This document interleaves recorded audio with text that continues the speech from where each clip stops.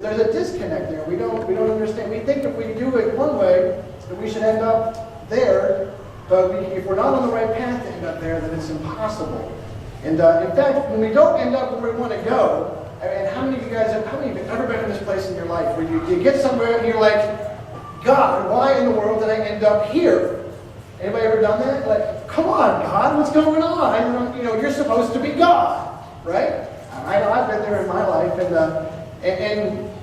and you're like, God, where are you? Where are you in this whole situation? But yet God goes, well, dummy, what path were you on? Of course you're going to end up there. And so because it's your path, it's not your intention that determines your destination. Nikki and I were driving, I have a friend of mine who lives down in Robio, and we grew up in high school together, going to youth group, and so we were down visiting him and his wife. They have two little girls, and they just found out that they're having a boy, so he is excited because he was outnumbered in the house so badly.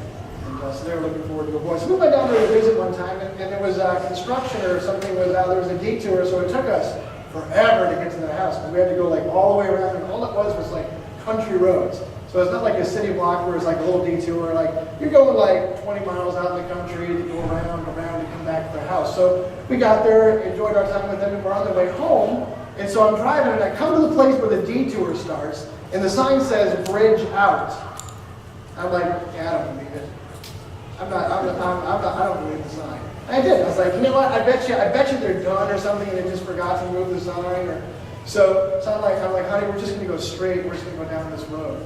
And so we did. So we're driving, and 10 minutes goes by, 15 minutes goes by. I'm thinking to myself, yes, I was right. They were wrong. It's going to be just fine. And as soon as I thought that, all of a sudden we come over this little crest of a hill. I look down, and there's a river, there's a chasm, and there's no bridge.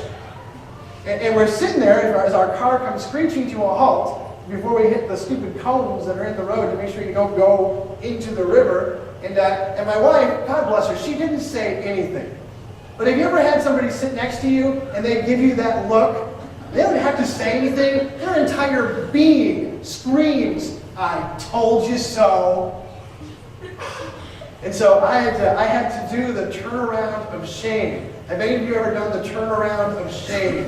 Yes. You can't go anywhere, so you have to back your car, do the Y turn, and then you just sink your head for the next 10 to 15 minutes as you go all the way back to where the detour was, so that you can take the rest of the detour way long all the way around. And I was like, ah! You see, if I had just gone the right way in the first place, it would have taken me less time. But we kind of ignore the signs sometimes, don't we? Sometimes, I don't know why. Why would I think that the sign was incorrect? I don't know, but that was just my nature, was to say, I don't believe the sign. And so I headed down the wrong way. And so we talked a lot about how we think we can do anything we want, right? And be on a path and still end up in the right spot. But we live in a world that says you can do that. Well, if you wish it strong enough, or if you want it to happen strong enough, you can make it happen. That's what Hollywood tells us, right? Isn't that the whole Wizard of Oz? Just click your heels together 3 times and you'll magically go back to Kansas. Why do you want to go to Kansas? I don't know. But I've been to Kansas. I wouldn't want to be there. But we think we can just magically end up where we want to be. And the problem with the statement is that it's just not true. It's not true. So the question I want to begin answering tonight is how do we know which path to take? Now, I'm going to give you a little pop quiz. Is that okay? I know you guys are right in the middle of final exams and probably quiz test, last thing that you want to do at youth group. This is easy test. So first question is, how many of you know where you're going to go to college? Raise your hand. Where do I? You know where you're going to go to college. Okay, good. There's a few of you. Good job. How many of you have thought about what kind of person you want to marry someday? Is that a word? Oh, man. Nobody heard it. Okay, they did. All right. If you could not hear the question over the belch from the couch, the question was, how many of you thought about what kind of person you want to marry someday? Some of you have, some of you haven't. How about a job? How many of you thought about, I know what I'm going to do for my career someday?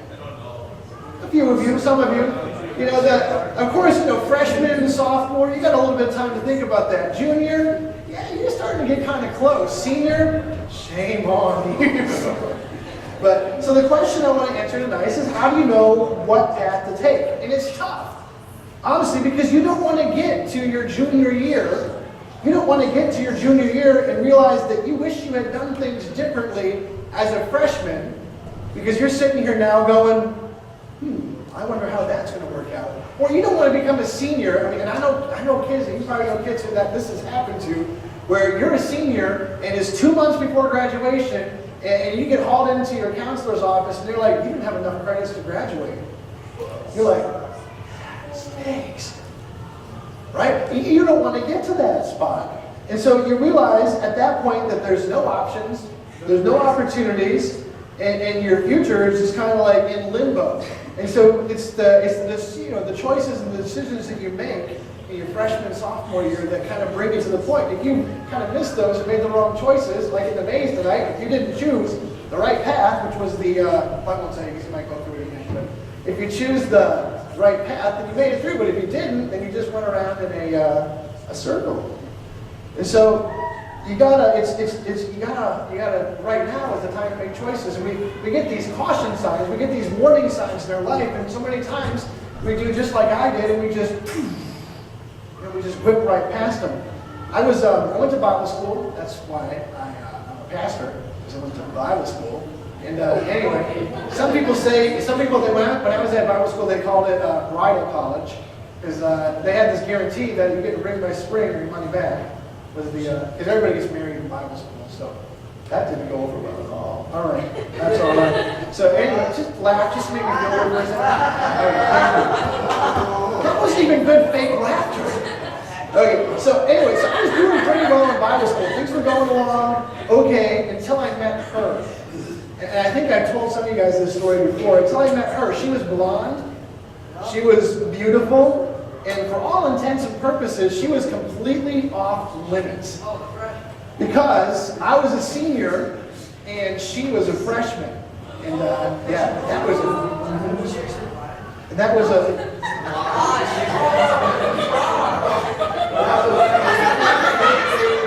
You may not be able to tell by my stunning physique right now, but in Bible school, I was quite hot.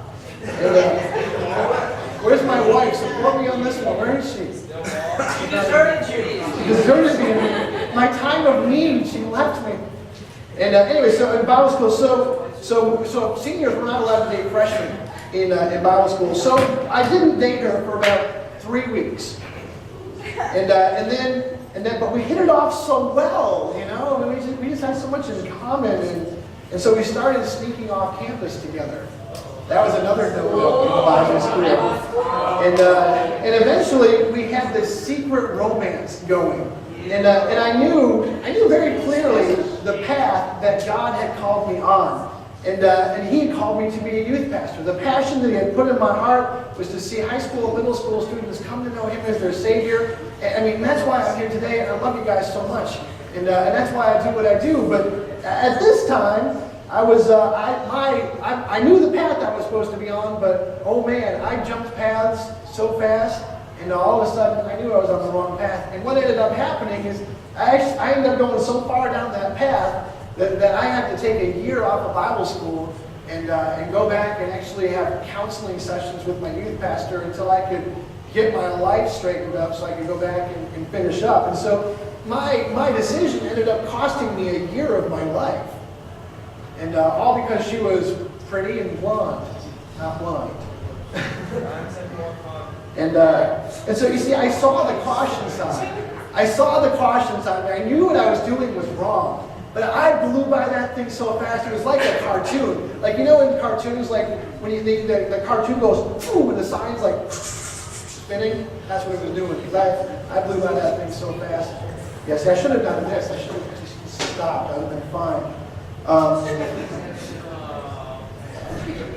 put duct tape on it too, so it would stay. You see, here's the deal, though: is your sin, your choice of your path will eventually find you out. And sometimes the paths that we're on the destination takes us a little bit longer to get there, but eventually.